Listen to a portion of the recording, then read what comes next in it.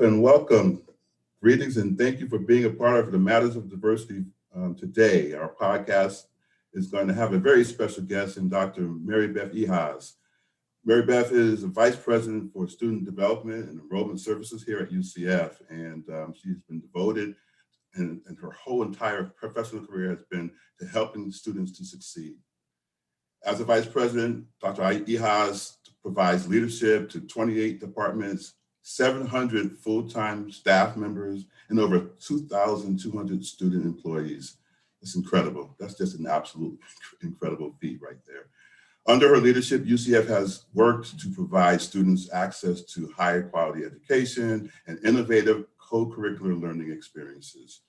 She has received numerous awards and accolades, including university's first VIP Diversity Award for her commitment to leadership in making diversity and inclusion visible, intentional, and a priority for her division. Her bachelor's degree is from Bowling Green, and she got her PhD from the University of Toledo. So help me in welcoming Dr. Maribeth Ehasz.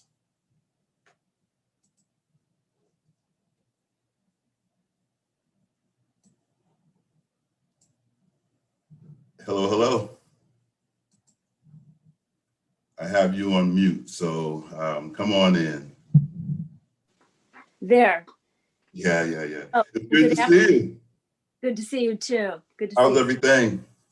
Well, everything is well. It's a Thanksgiving week, so time to think about what we're grateful for and what we appreciate. So that's my goal this week. Well, that's why we had you here this week, to show you how much we appreciate you and give thanks for just the fact that Maribeth Ehasz has graced us and has been a part of the UCF experience. So we moved to Monday this week because of the holiday. And so we got a little couple of different things that we had to kind of take care of, but it's been a definite joy to have you agree to be a part of this today. So I want to give you the floor. What's been on your mind? And one of the things that I want to explore with you is the fact that you're thinking about leaving us, I think. You're thinking about calling it a day. And I'm like, well, maybe we can change your mind. But anyway, so what's been happening with you? Well, this is the year of COVID. And I have been, along with my team and others at the university, extremely involved almost on a day-to-day basis with some aspect of keeping our campus moving forward, making sure that our faculty and our students are able to continue to engage in a way that is good for all. And it's been a very new aspect of my role here, is carrying that COVID responsibility and kind of creating the book on how to do it while we're doing it. Yes, so, that's a feat in and of itself. And so here at the end of the semester, I'm grateful that we're getting to the end of the semester. Very grateful that we have managed a lot of, situations, and that we have some plans for the spring. So my plans have been percolating in my mind for a couple of years now. Yeah. But we've been through some transitions at the university, and being here I've really dedicated most of my career, a good part of my career, to UCF. I never felt like it was the right time for me to say, I think it's time for a pause.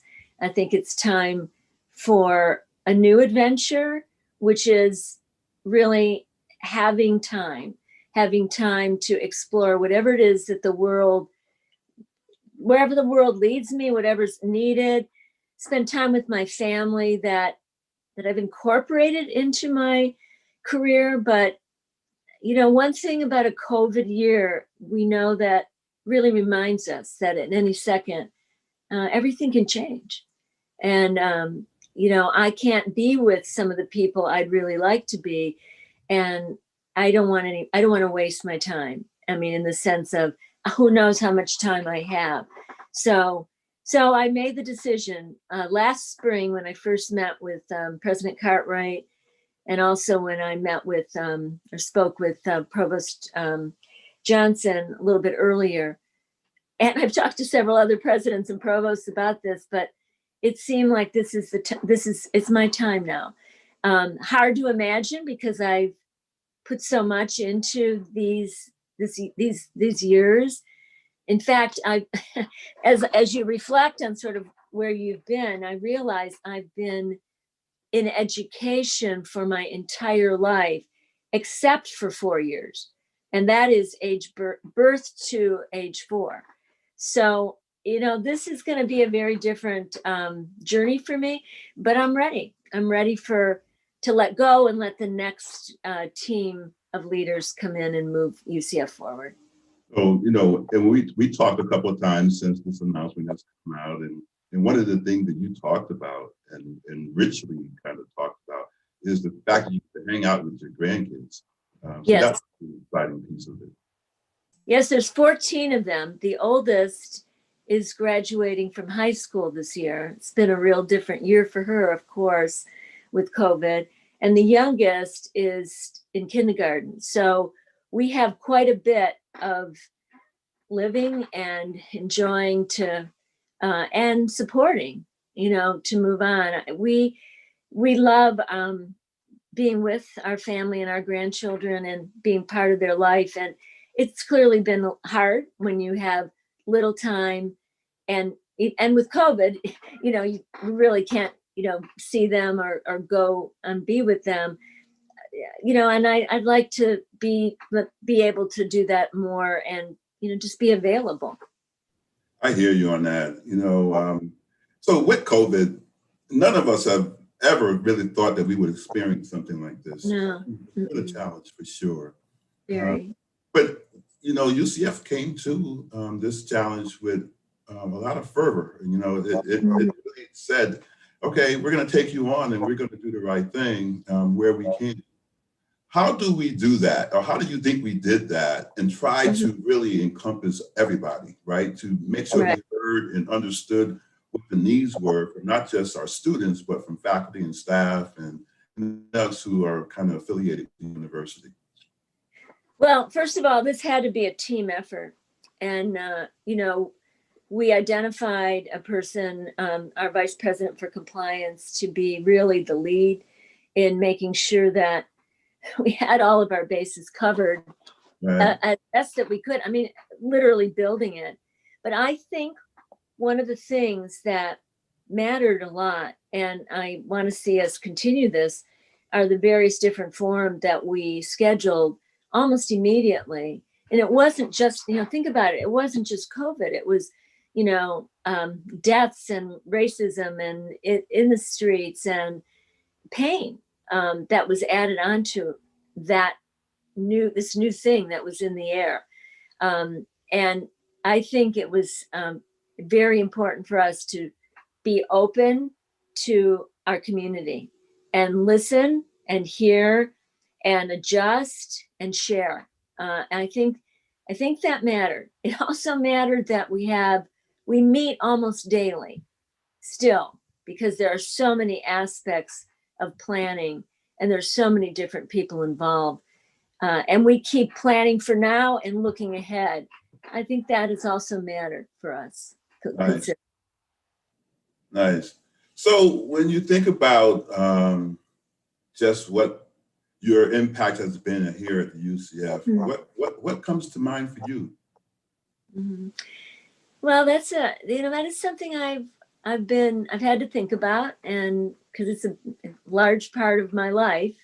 But I would say, the first thing that comes to my mind certainly are students, and I hope that the impact that I've had as a leader with a very expansive and strong team, that we have created in this large institution a way for students to find their home, a way for students to connect to who or what they need to in order to have more than their degree when they leave.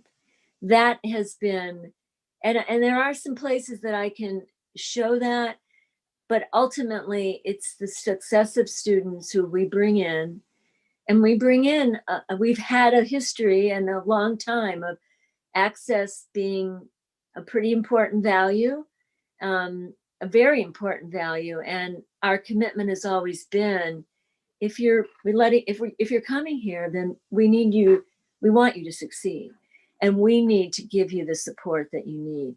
So the whole sort of student success, I guess, platform or outline is something that from day one I've been involved with. In fact, I came here as assistant dean for retention services. Okay. And I was handed a retention plan that others had worked on as a sort of blueprint for how we moved to an institution that was concerned about, even 26 years ago, concerned about that students finish.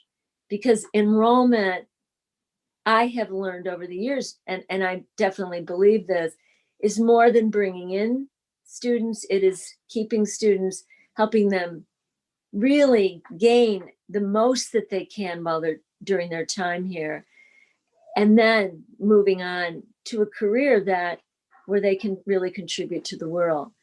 So that's in general. I really believe I had that opportunity, and to develop it many, many different ways. So what kind of created Maribeth Ehasz? How did you get to be who you are? Well, I'll tell you, this whole time that I've been in education, really, I think, is the reason I am who I am. Let's put it this way. I was a curious child, always asking questions. I was a curious teenager. I was a curious college student, and I'm a curious vice president. I have these eyes, it seems, that I can see beyond what's right in front of me.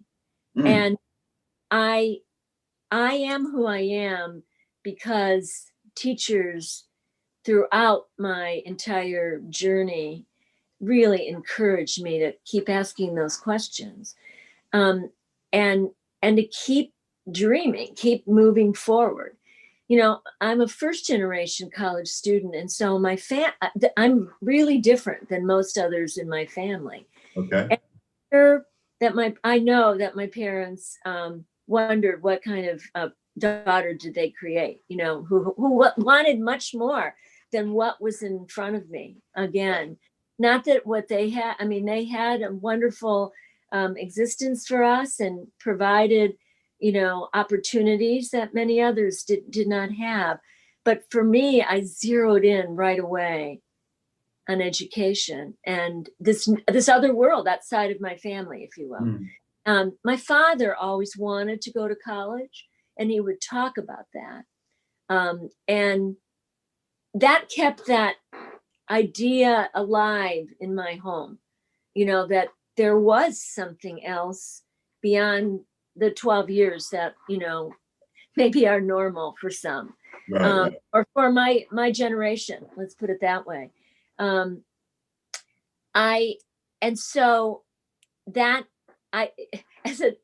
a young person, I played school instead of other things I could be playing. I did play softball and, hit a winning run, but, home run, I remember that really well because my mother was coaching third base. But anyway. Run, Maribeth, run.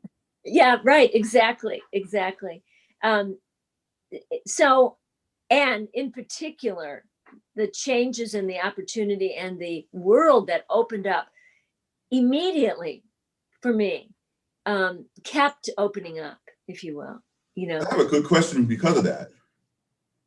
Glass ceilings kind of stop women. Yeah. What kind of ceilings did you come against, and which ones did you crack or break? I think I cracked a few ceilings along the way. I am fortunate I had good mentors. And again, this sort of drive to keep making things better, keep improving, there's not much I don't really think we can't do.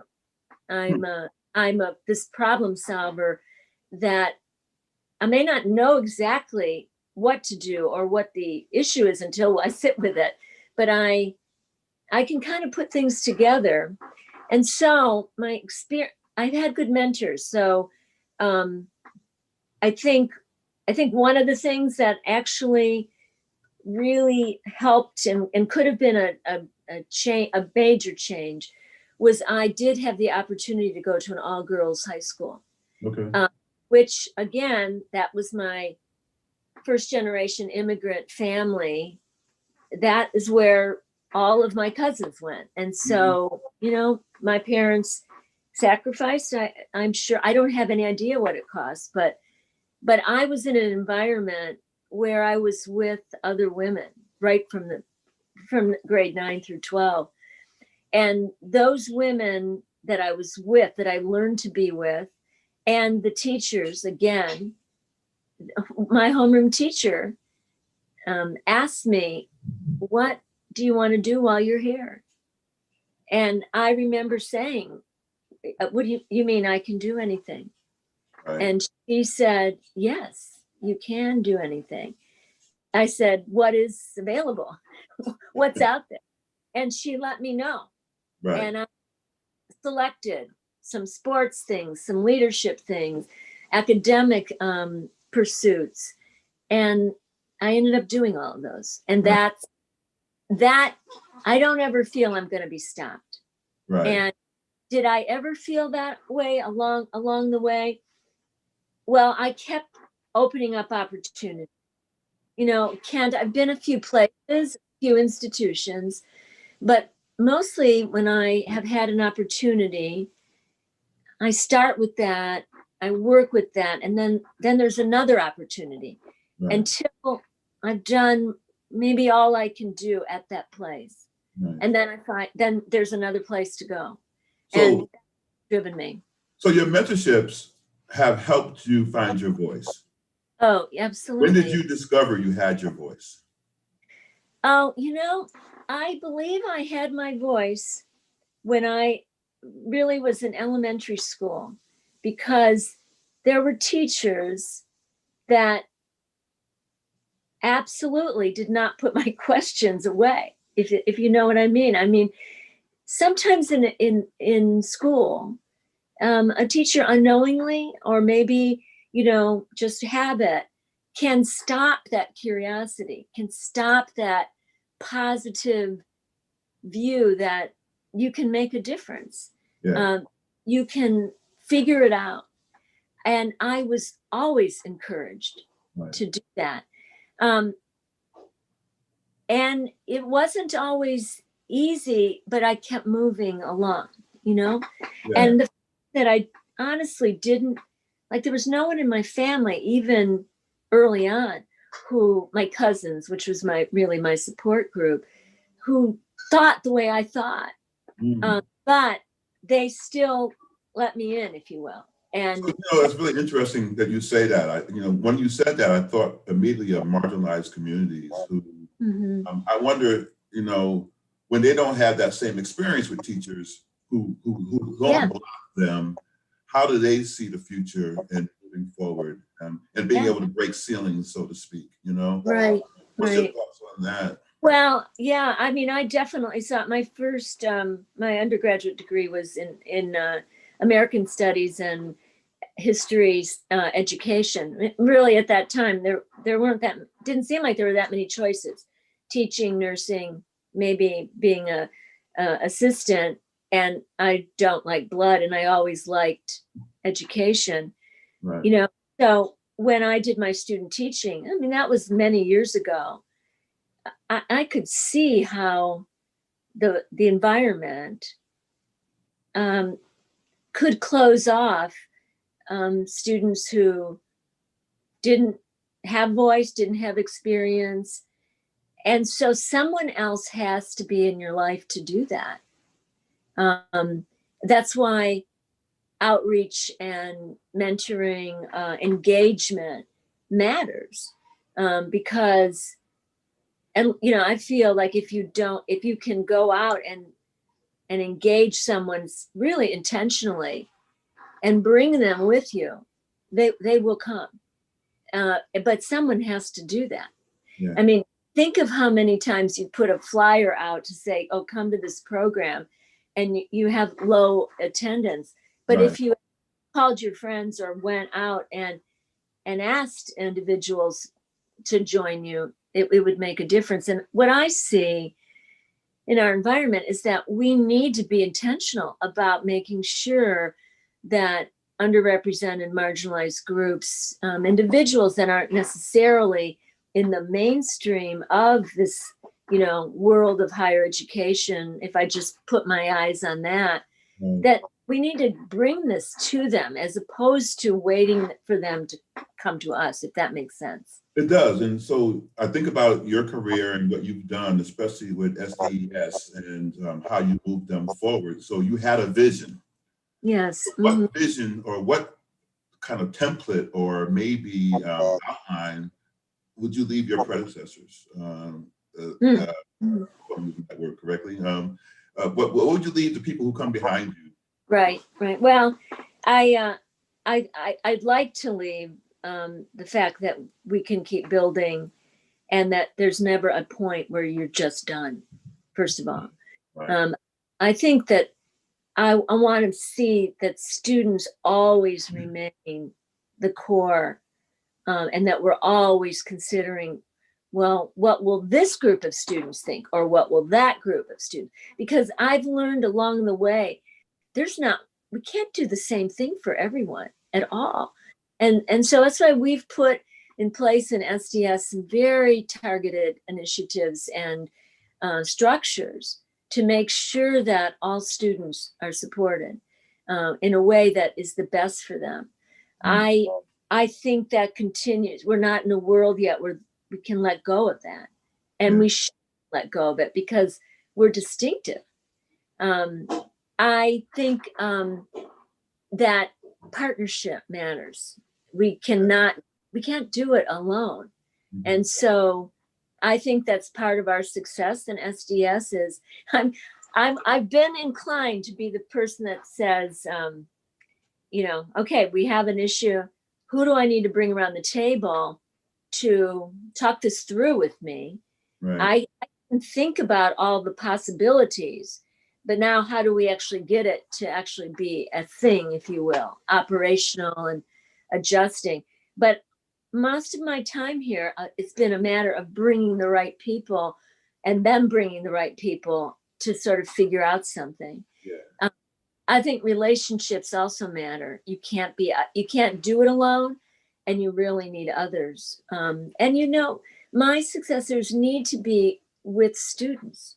They need to hear and listen and, hear hard things at times, very much so. Yeah. Students need to know that we are here for them, that we will, I have a habit, which I have not been able to pursue during COVID. I come in, about once a week, and my doctor has said, you stay right in your office, go nowhere, because I find people all the time. Right. I can see people who are confused or uncertain, and I'm always wanting to help them figure out the next step. Where does that dot go? Every student matters at UCF. And no, I remember that when we were standing outside handing out water bottles and T-shirts. right. Watched and talked with each student that was coming by and helping and supportive and not really wanting to not let the ball drop, right? Things fall through the cracks. Right. Students not having access to wherever they need to go. So the other thing I see about you is that I've never ever, and it may happen, I'm quite sure it does, I've never seen you down. I've never seen you Oh, upset. I've never seen you angry. You take things in stride. Um, how did that become a part of your being?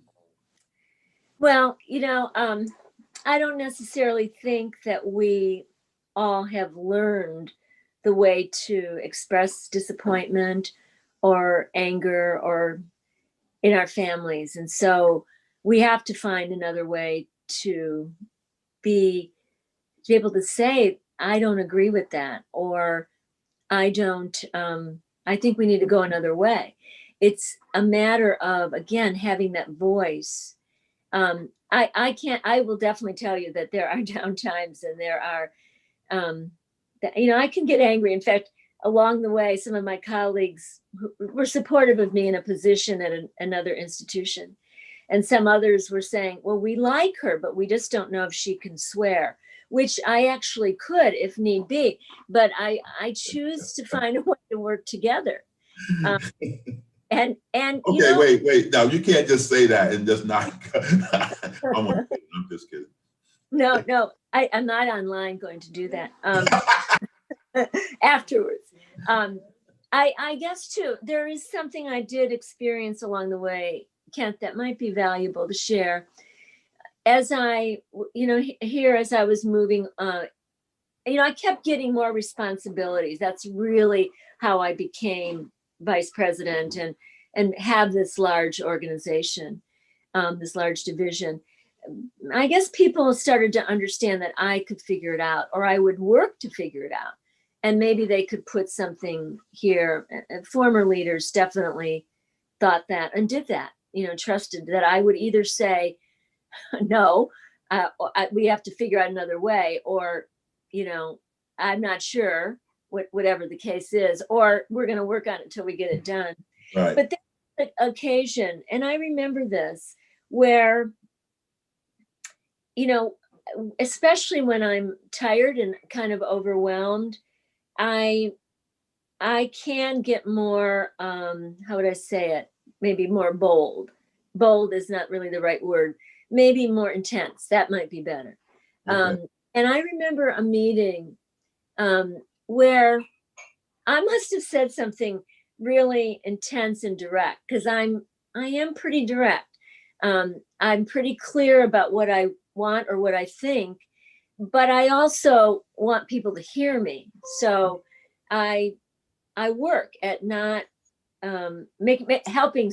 I work to be assertive and as opposed to aggressive. I work to let the other person know that I do care for them a lot.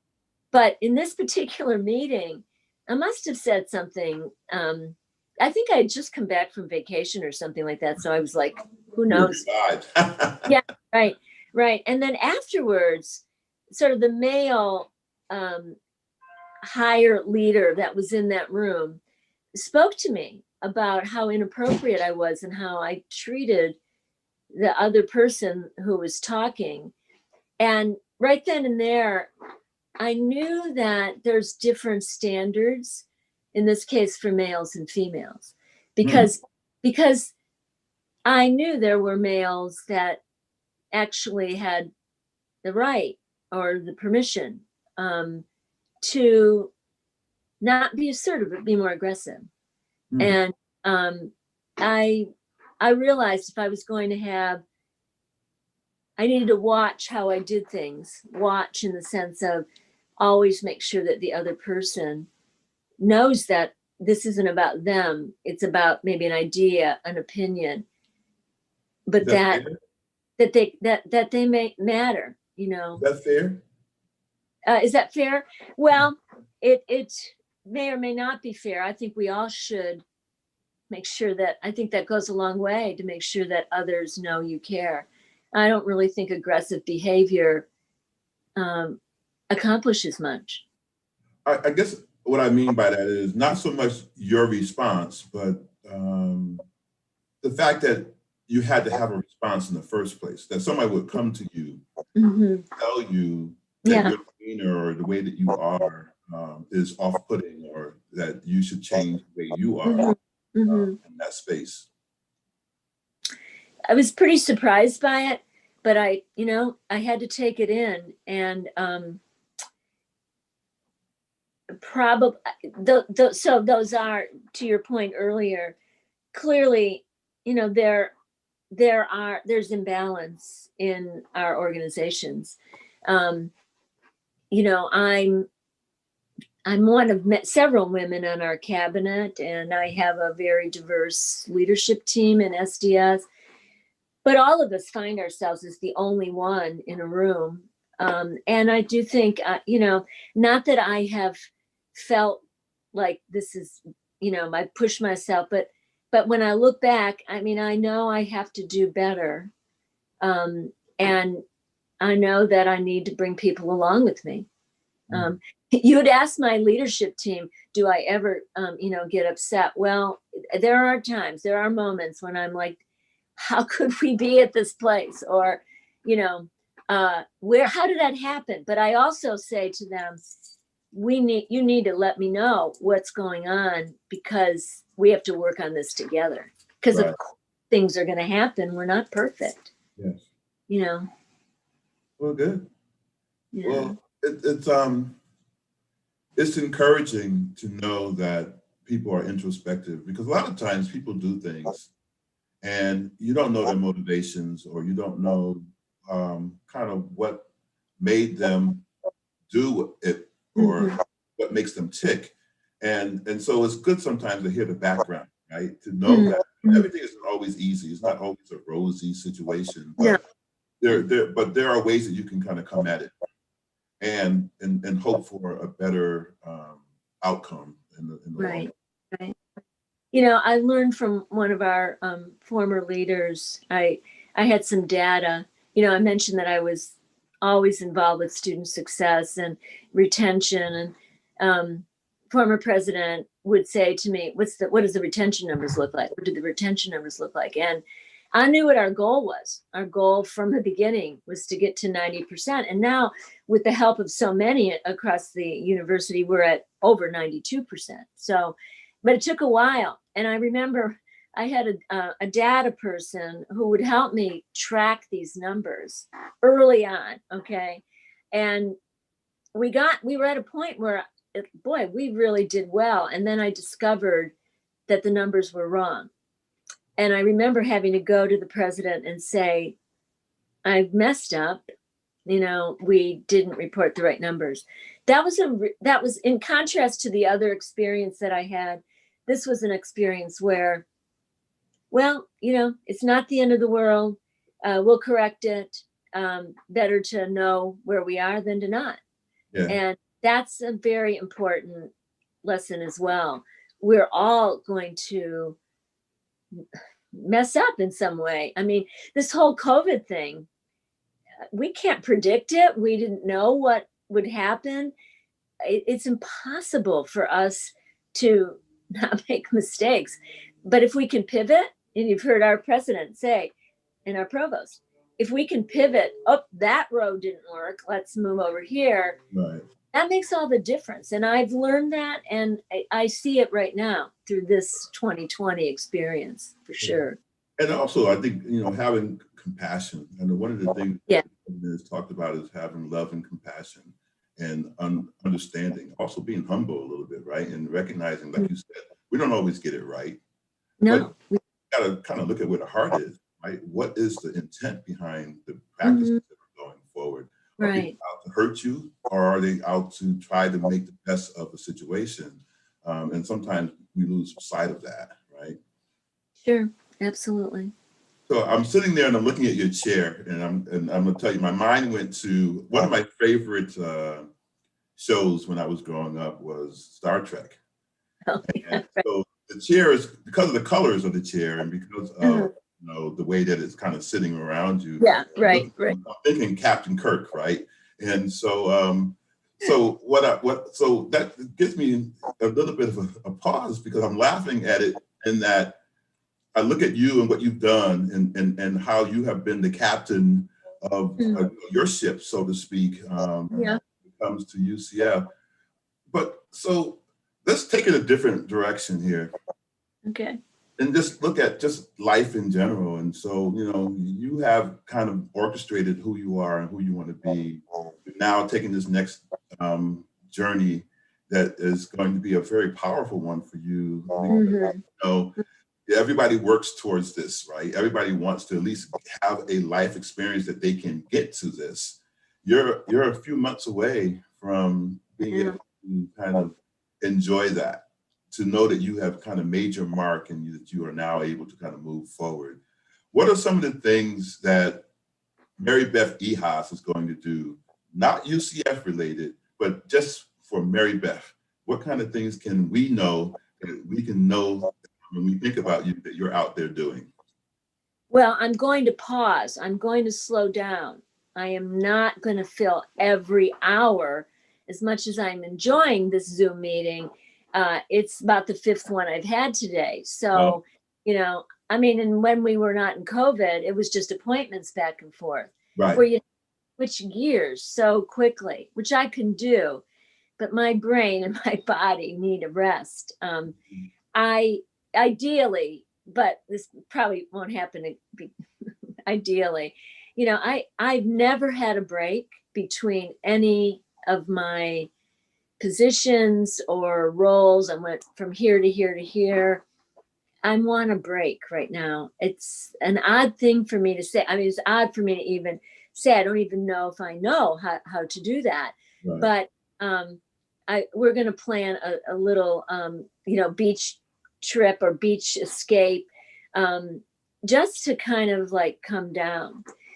And then, like I have said earlier, I'll need to figure out how do I make a plan to be engaged with our family, who are all over the country, and a couple of years ago they were all over the world. So, I don't expect them to stay in one place at all, but I think I have some catch up to do with them, because I haven't been able to be as attentive as they, get older, and as they get into their other things, as well. So I'm looking forward to figuring out how to do that with my husband. And he kind of bought in. We're going to be married 17 years on Sunday, and he bought in right then. I was very clear. Here's what my life is. Right. I'm captain of this ship. Right. And he became part, and so did the grandkids. When they were here, they would come to places with me. Right. Well, now we've got to figure out again what kind of life do we want? Yeah.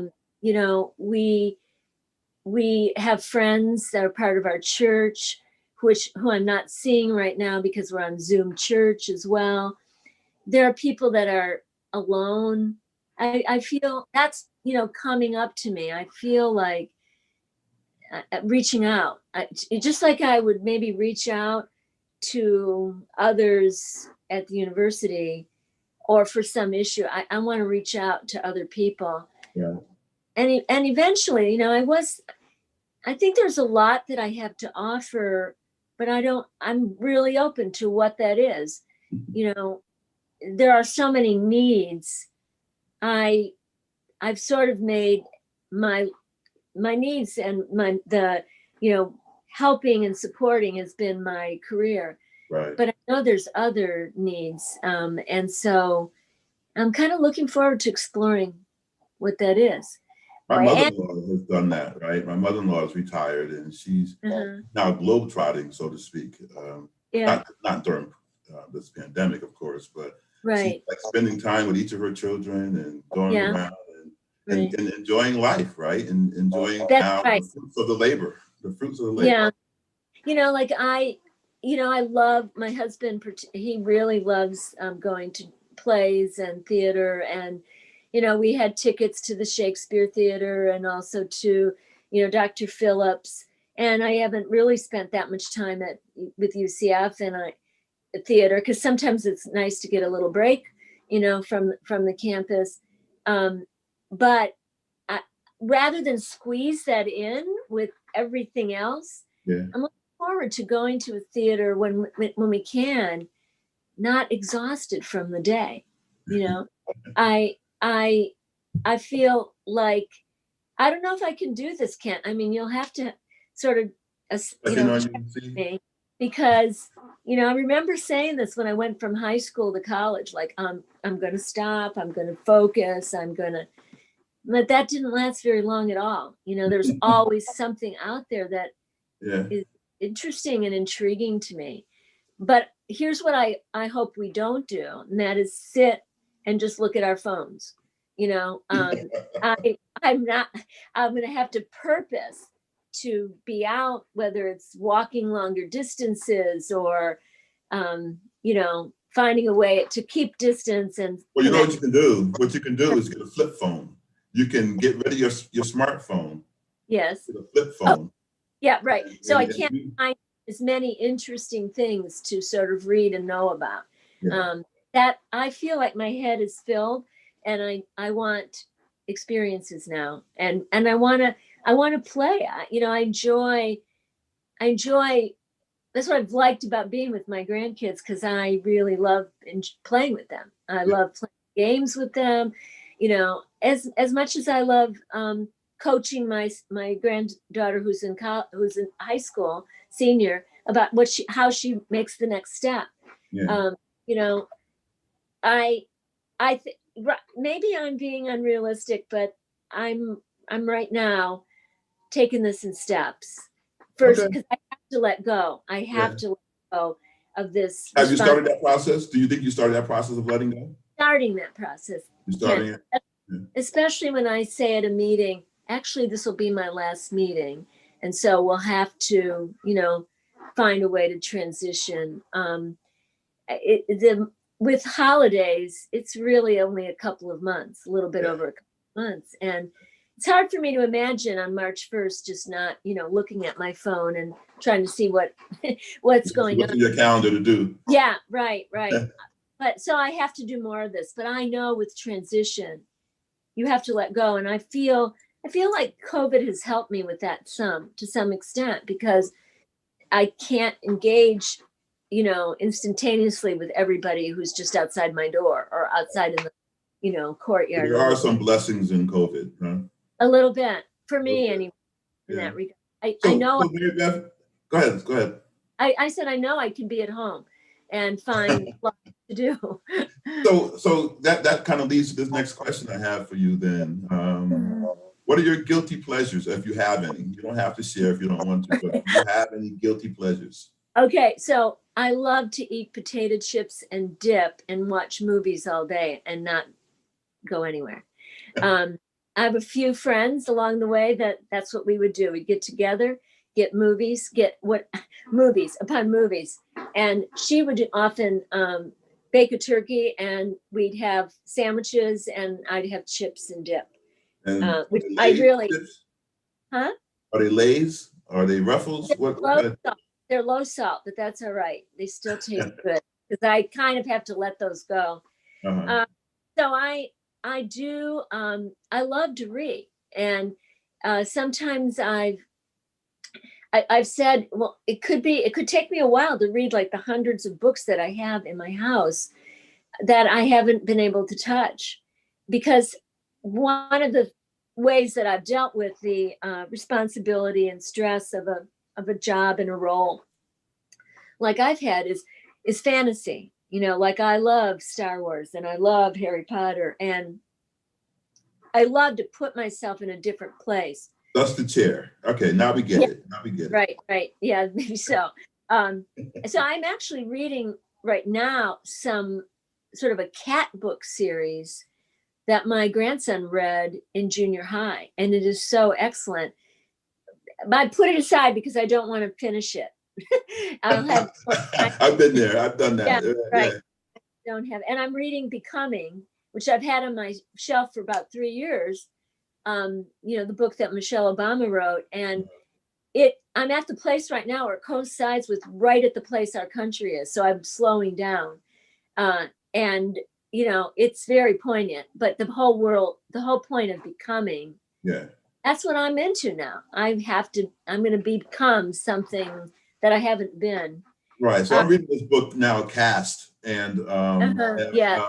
and I never did this before. This was the very first time, but I downloaded Audible to my phone. Right. I'm listening to it. Yeah. But I'm finding myself going and picking up the book and looking at it as it's coming through Right. as well.